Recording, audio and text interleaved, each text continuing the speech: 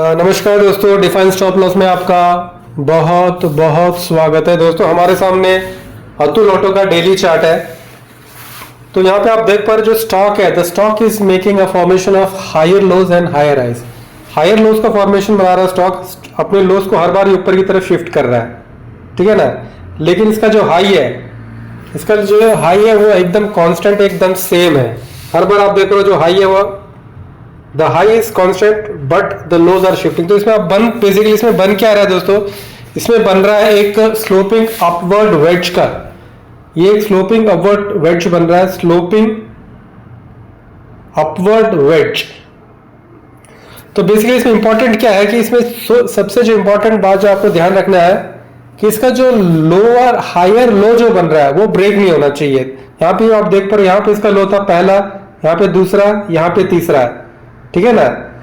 So the stock should not make a lower, है ना, एक लोअर लो नहीं बनाना चाहिए। तो कहने का मतलब है यदि इसके नीचे यदि एक लो बनाता है तो फिर होगा क्या, बेसिकली इसका जो स्ट्रक्चर है, इसका जो कैरेक्टर है वो कैरेक्टर एकदम चेंज हो जाएगा, ठीक है ना।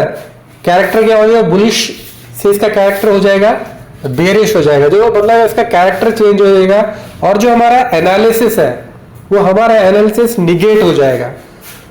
तो इस स्टॉक को एक लोअर लो नहीं बनाना चाहिए। जब तक ये लोअर लो नहीं बनाता है तब तक आपको चिंता करने की बात नहीं है। लेकिन अभी इसमें आपका जो स्टॉप लॉस बैठ रहा है वो काफी बड़ा बैठेगा। यदि आप इसमें करंट लेवल पे एंटर करोगे तो ये आपका जो stop loss that will be around 10%।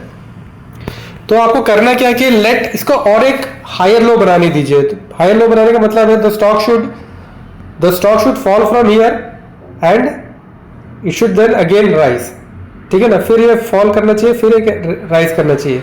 तो इससे क्या हो जाएगा, आपको जो स्टॉप लॉस है अभी जो 10% का स्टॉप लॉस है वो कम होकर 5% हो जाएगा और फिर और एक लोअर हाई बनाएगा तो वो घट के 3% हो जाएगा, ठीक है ना।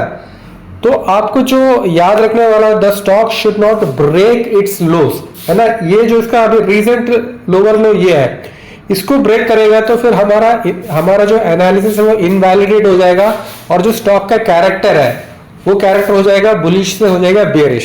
सो एज लॉन्ग एज ये अपने हायर लोज बना रहा है और ये जो अपने जो उसका हाइज है, हाइज को मेंटेन कर रहा है, तब तक स्टॉक में चिंता करने की बात नहीं है ना। ये जो ट्रेंड लाइन है, this should respect this trend line at all the cost, at any cost. इस ट्रेंड लाइन को ब्रीच हर हाल में नहीं करना चाहिए। यदि ये ट्रेंड लाइन को ब्रीच करेगा तो your analysis will become invalidate and then you to again आपको दोबारा सोचना पड़ेगा कि स्टॉक में रहना है या स्टॉक से निकल जाना है, ठीक है ना दोस्तों।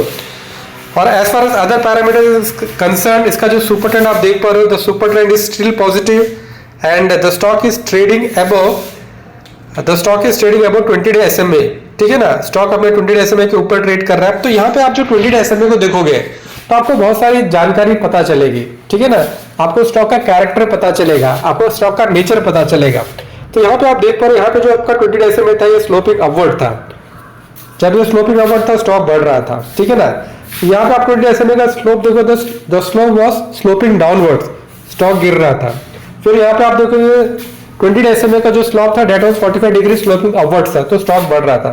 फिर यहाँ पे गिर रहा था, स्लो डाउन। लेकिन अभी क्या है, इसका जो स्लोप है ना, इसका स्लोप एकदम फ्लैट हो गया है, हॉरिजॉन्टल हो चुका है। तो हॉरिजॉन्टल होने का मतलब ये है कि अभी स्टॉक में ना तो बुलिश मोमेंटम है ना तो बेरिश मोमेंटम है। जब एक स्लोपिंग अपवर्ड होता है तो एक बुलिश मोमेंटम होता है, जो स्लोपिंग डाउनवर्ड होता है तो एक बेरिश मोमेंटम होता है। अभी स्टॉक इज हॉरिजॉन्टल, एकदम हॉरिजॉन्टल। इसका मतलब यह है कि स्टॉक में ना तो बुलिश मोमेंटम है ना तो बेरिश मोमेंटम है। ये इस बात का आपको ध्यान रखना है दोस्तों, ठीक है ना। इसका जो 20 डे SMA है अभी एकदम ही फ्लैटिश बन चुका है, ठीक है ना। और हम इसको भी थोड़ा as far as RSI is concern, इसका RSI आप देख रहे हो 65 के लेवल पे ही ट्रेड कर रहा है। RSI इज एट 65 लेवल, ठीक है ना। तो यहां से ज्यादा जाएगा तो 75 तक जा सकता है। 75 में जाके ये ओवरबोट हो जाएगा तो वहां से टकरा के फिर नीचे आने का चांसेस है। तो कहने का मतलब इसका जो ज्यादा हेडरूम है नहीं, ठीक है ना। यदि आपका जब RSI 40-50 पे रहता है तो आपके पास 10-20 का हेडरूम रहता है। तो नाउ इसका जो है it is trading at 65 level, so the headroom is less. और इसका जो एक बार वीकली चार्ट देख लेते, वीकली RSI देख लेते ताकि हमें ये पता चलेगा कि weekly RSI is at 58 odd levels.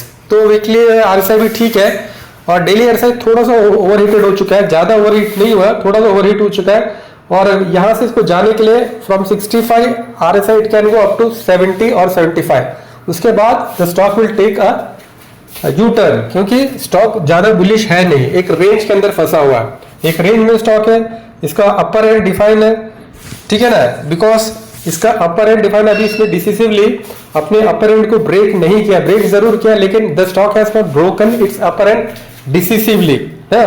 तो what we expect from the stock is that अभी जो स्टॉक की जो पैटर्न बना रहा है, ठीक है ना, यहां से it should make like this and the stock should move upward. That is what we are expecting from the stock in the coming days. तो दोस्तों फिर आज के लिए इतना रखते, फिर कभी वीडियो मिलेंगे, तब तक के लिए बहुत बहुत धन्यवाद।